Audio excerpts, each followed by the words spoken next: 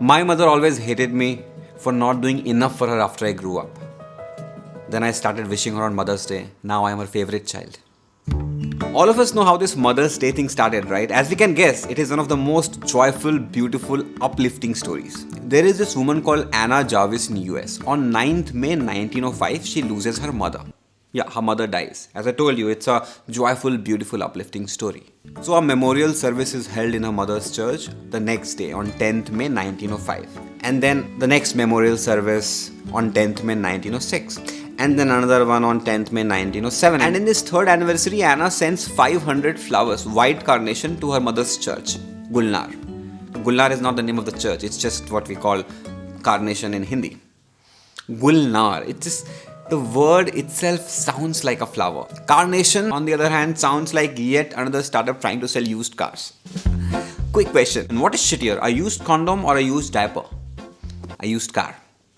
So Anna sends these 500 white carnations to the church. It becomes a huge thing. She also gives some speech. She starts a Mother's Day committee. She starts a campaign. And with her efforts, in 1910, West Virginia becomes the first state in US to observe Mother's Day on the second Sunday of May every year. But it's just one state at this point of time.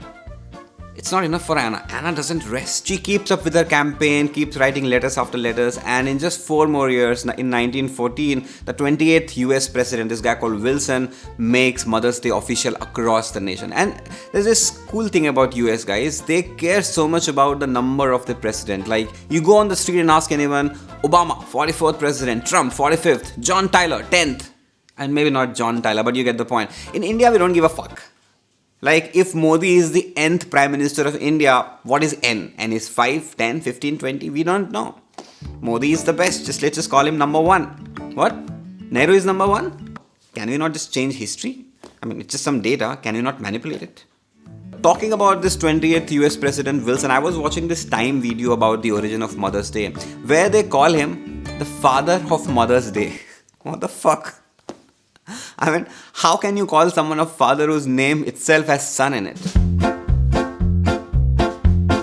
Anyway, so this Mother's Day origin story doesn't quite end here, right?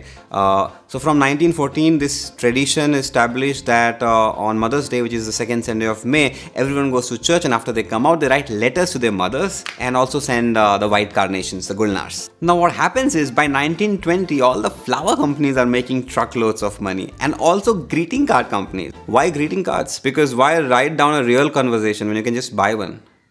To quote her resentment on this commercialization of everything, a printed card means nothing except that you are too lazy to write to the woman who has done more for you than anyone in the world. I totally agree with Anna. I mean, your mother already knows you are lazy. You don't have to remind her every year by sending to her a printed card.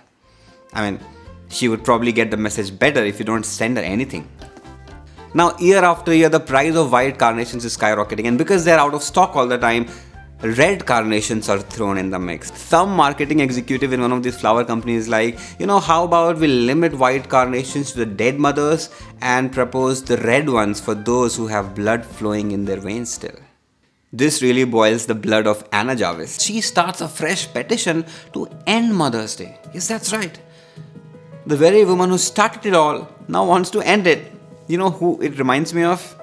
Our very own Anna Hazare. Mother's Day to Anna Jarvis became what the anti-corruption movement became to Anna Hazare, the Aam Aadmi Party. In 1930, Anna Jarvis, although Anna Hazare probably would have been as old back then as well, so she gets arrested for disrupting a Mother's Day carnation ceremony. I mean, I don't know what's more ironical. The one who started the Mother's Day getting arrested for disrupting a Mother's Day procession, or the fact that a special train was arranged to carry bodies of migrant workers who were run over by a train, because there was no train that they could get into when they were alive. Anna Jarvis is eventually sent to a mental asylum, where then she dies one day and is buried next to her mother. And because she never married or had children, she herself never received any Mother's Day letter, or printed cards, or carnations, red or white. So yeah, this was pretty much the joyful, beautiful, uplifting story of the origins of Mother Day and why we celebrate it. And now that you know it, please share it with your mother so that she can feel proud of you. Hi, this is Amrit, your creative, funny, insightful storyteller. I make a lot of videos. I vlog about my life. I make short documentary films. 3-minute stories. Companies, non-profits, startups, schools, universities, they hire me to tell their stories or the stories of those they impact so that they can sell more, raise funds, attract people to work for them. And then there's the second type of stories where I go find amazing individuals doing amazing things, and they don't hire me as such, but I tell their stories because their stories deserve to be told. In fact, you can help me fund those stories at patreon.com/whatsapp. I come from an IIT business consulting background, but after a few years of corporate job, took a break to become a wedding photographer. I still shoot at weddings across India. There is something beautiful about creating art from weddings. There is something beautiful about creating art from anything.